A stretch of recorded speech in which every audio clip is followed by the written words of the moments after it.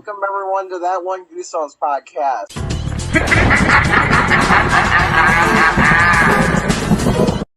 So tonight, instead of saying everyone else's name, everyone introduce yourself because we got like 2 new members tonight. Revere Beware. Josh Incorporated. Funky444. All right. No, I guess I'm Benji from Bub's Reviews. I should wear my sweater tonight. I don't have it though. With my logo on it. Tonight and Goosebumps completionist like always. And tonight we're reviewing one of the very first Goosebumps books I ever read, which is Say Cheese and Die. Yeah. I back to the romantic back came off my project. my blogger Beware Exact Baby TV. I'm sorry. Not tonight. Maybe some other time. Alright, everyone. So basically the audio will be a little bit piled up, let's just say, because everyone started talking at once. So basically, you're going to have to just suffer through it a little bit. So anyways, enjoy the rest of the episode. Bye. Tonight's book is Goosebumps number 4. Say cheese and die. how did I die? That's stupid. Before don't die in them. Yeah, I won't die then. I'll exist. It's about Greg Banks, this kid who he messes around and ends up in this like abandoned house, and he finds this camera which has a particular habit of he snaps a picture, but instead of a picture that presents like, say you take a picture of me, I'm just smiling, it would show like some probably disturbing, horrible image that depicts what the future is as you snap the picture. It's beautiful. So, if you were to snap a picture of the bad ending, where Brandon lets all the Goosebumps monsters go and turns to a monster, Brandon would let all the Goosebumps monsters go. Yeah. Or if you snapped a picture of me, it would be me losing like 20 subscribers. Or it's a picture of me and I become a fat woman. You're already a fat woman, Josh. What? Breaking news, Josh is a fat woman. Confirmed. Everyone, we got him. No, you snap a picture and Justice League is a good movie. Finger dick!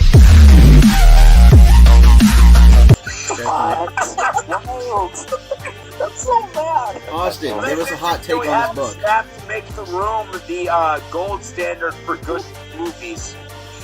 Oh yeah, the room, 100%. The room is like a 11 or 10. Yeah, no, yeah. Like, there's no denying that. Like, weird.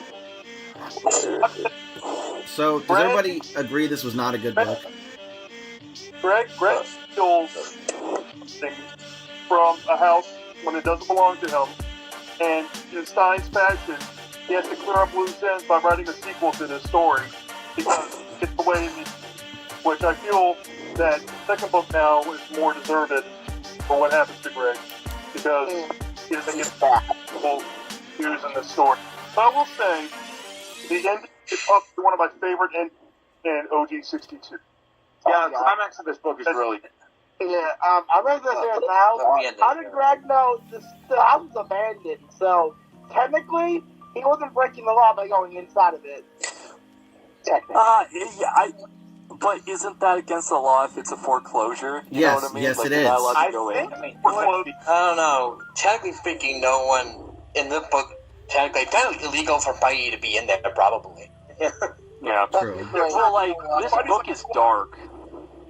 You know what? Goosebumps is always dark, but, you know, this Well, like, this book is, like, compared to this episode, the episode dumped it down a lot. Like, this book has some really dark scenes, and then the episode is like, oh, well, Ryan Gosling and his hair is all like, oh no, my friend went missing, you know what I mean? Like, it's, yeah. There were standard of practice problems. another trope that I don't know if this is a trope, but can someone please tell me, did Arlenstein have a bad accident while playing baseball? He has so many books where something bad related to baseball happens. Yeah, can name her as well. Yeah. I got a question. My question is this, Harry, is why is it that the FBI get called in the, I'm not sure if it was just the episode or the book, but in the book, the FBI spoke to his friend going missing. Yo, that's not their job. How do you know, Josh? In series one, the plot twist is, yeah, they're dogs. Don't look for logic. Yeah. Logic is just make every twist ending of every 62 Goosebumps books. All of them should be that they're dogs. Like I feel like that's That's the gold standard. Exactly. Like Emma Sherman could be that. That almost sounds like only true Dogman stories. But why they this book, I like it. That's my one issue with the book. I feel like R.L. Stine had to generate a really ridiculous reason for this story to keep going in one spot. Like, guys, stop using the camera. Yeah. No, I'll use the camera when I want. Fuck you. With all of them. Yeah, you can't. Yeah, you can't. That's the thing. For no incentive or benefit, you can't. No incentive or benefit they get out of using the camera a lot of the time. Yeah. So I'm pretty sure you can destroy the camera easily. Just No, look to the he tried to right. destroy the camera, remember? It didn't work. Oh, where's the point where someone yeah, said, yeah, bro, yeah. stop clicking this camera? Camera has plot armor.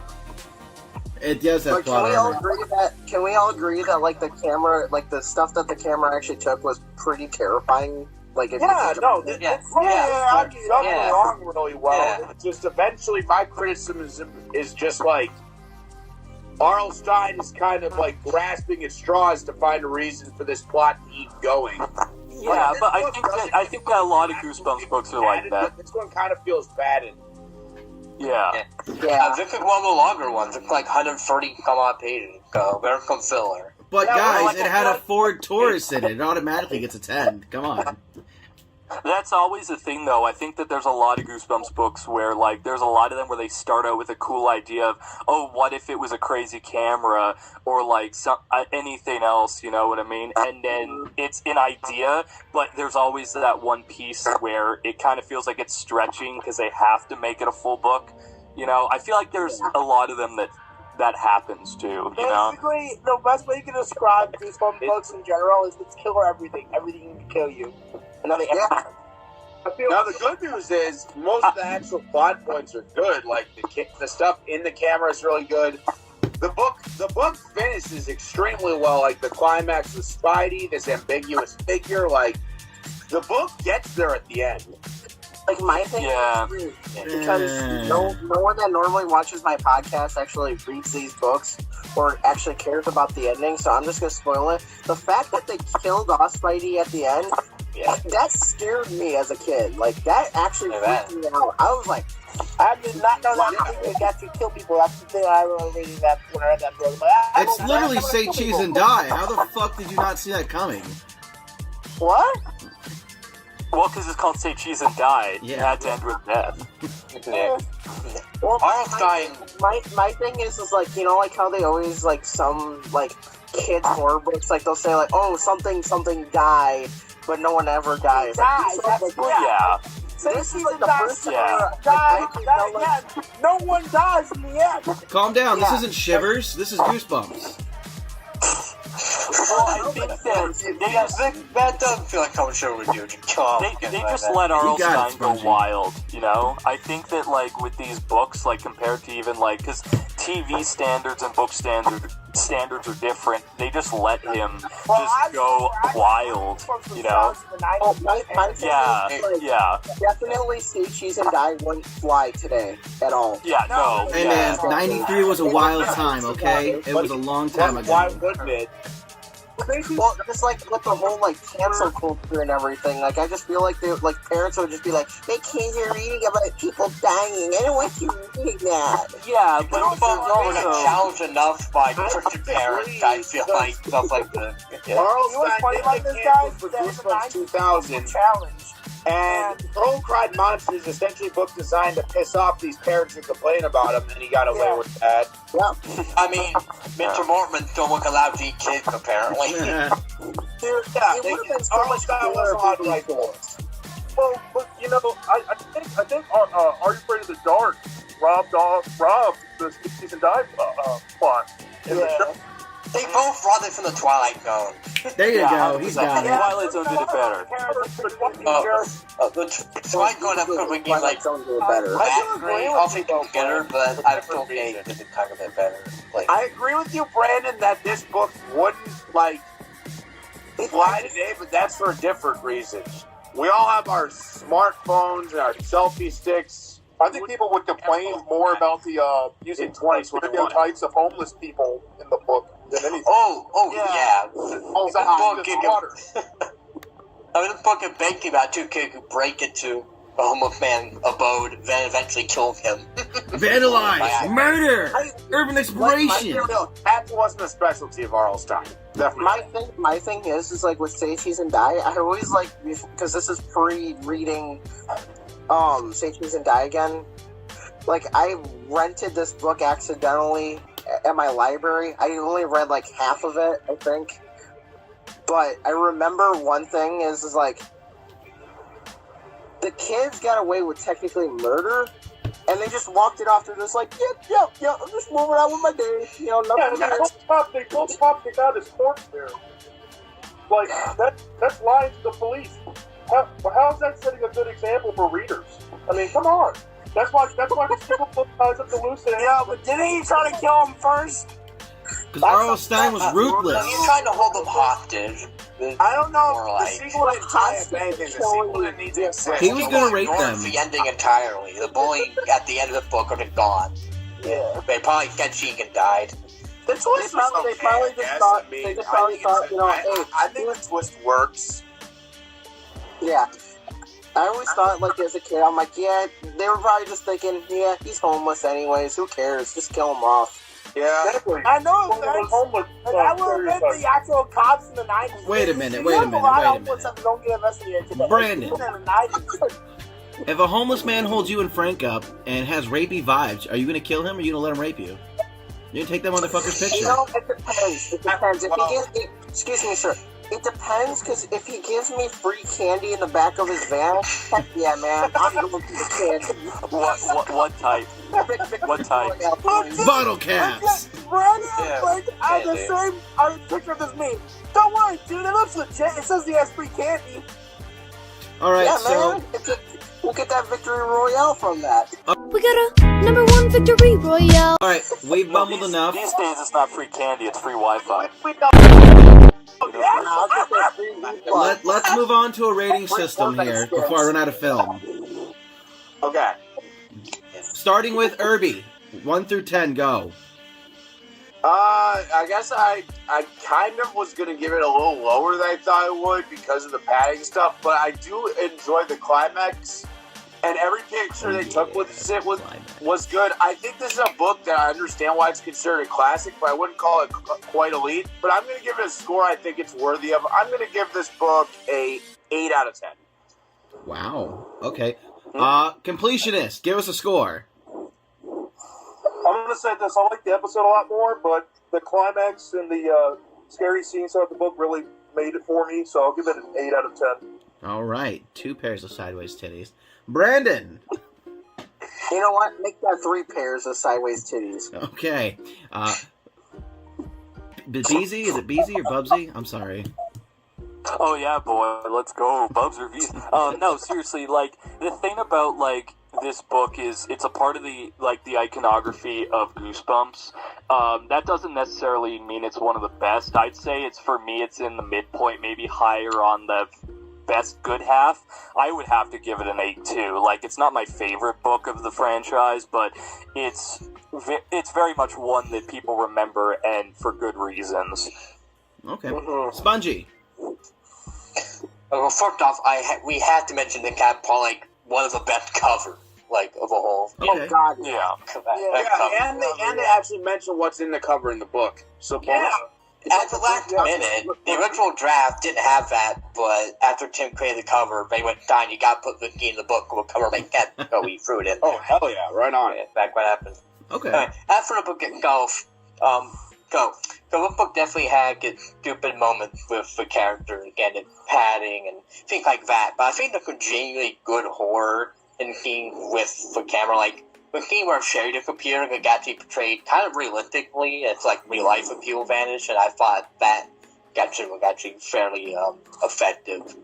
So, and I feel like the problem with Light will work. So I feel like good enough good stuff, okay, Kevin. I think that's pretty fair. Okay.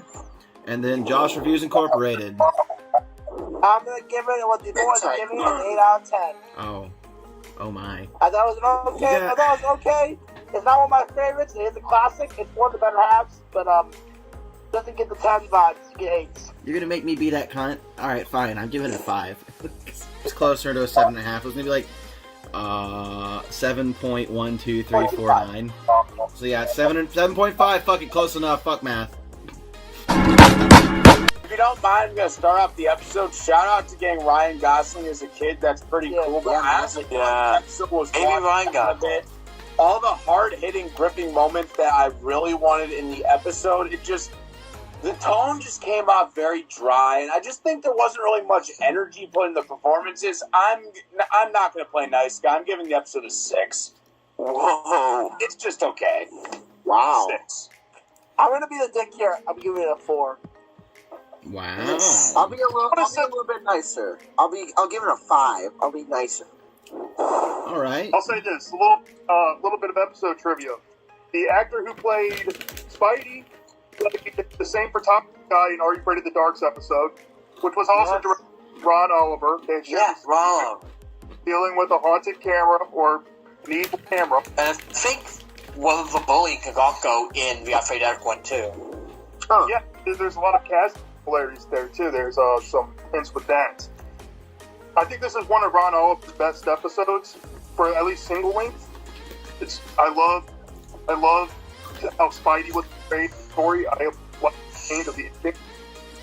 Slightly better than the book, so I'm going to give this probably 8.25 out of 10. Oh god, we're getting into decimals now. Fuck. To be fair, I'm going to make it easier on you, Dalton. I'm giving it a 5.75. You cunt. You fucking cunt. Thanks for speaking on that. I said slightly better. Alright, we still need some scores. Spongy, what you got?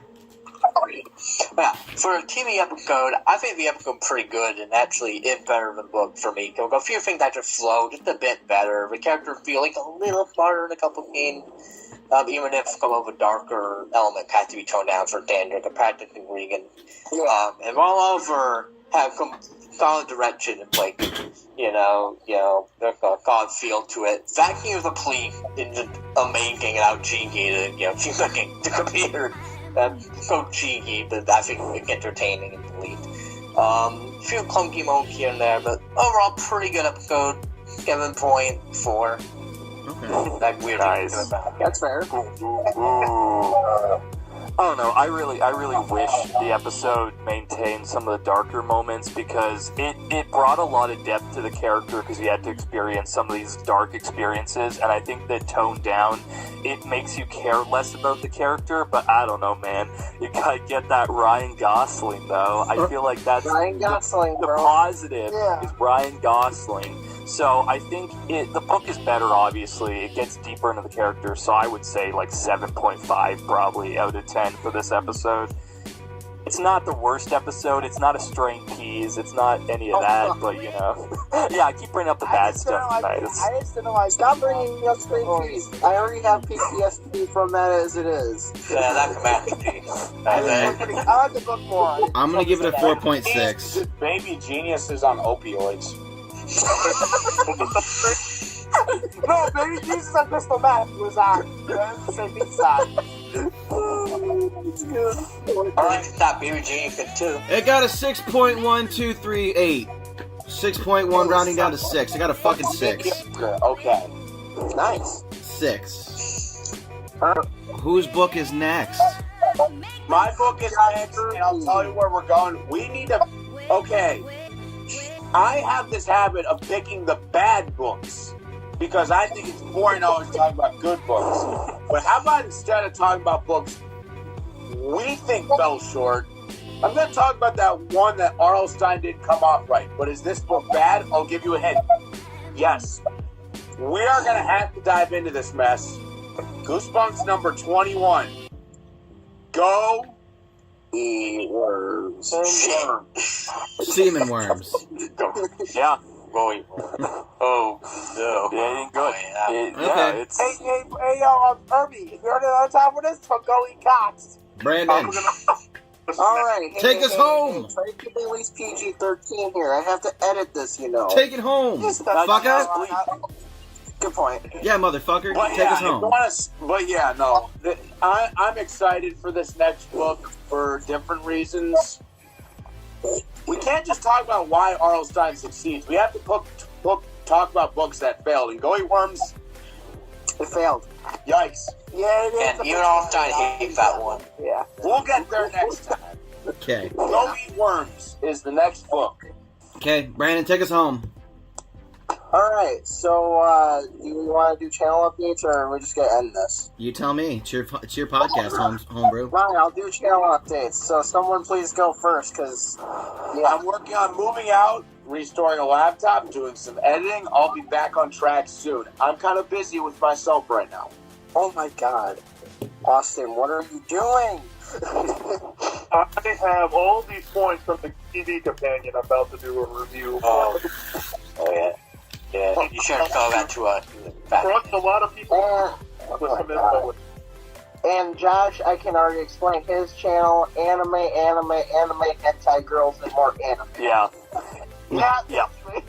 And true stories about bad teachers.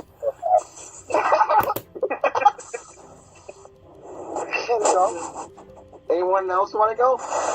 I guess I'm just doing standard stuff, you know. I review like nerd stuff, so like Falcon the Winter Soldier's ending in 2 weeks, so I'll have a review spoiler talk for that. I guess anytime a trailer comes out that's horror, comic book, or something, I want to start a Goosebumps series, possibly. I'm thinking it's a good idea, but it would have to be in the same style as like Josh's Revere Beware, or like Goosebumps Monthly where it's scripted. So I would have to write scripts for it. It wouldn't be a weekly thing though, probably. You know, because that's a lot to do. So I'm just kind of doing whatever comes out, and if I like it, I'll talk about it. I'll do a video about it. You know. Yeah. For sure.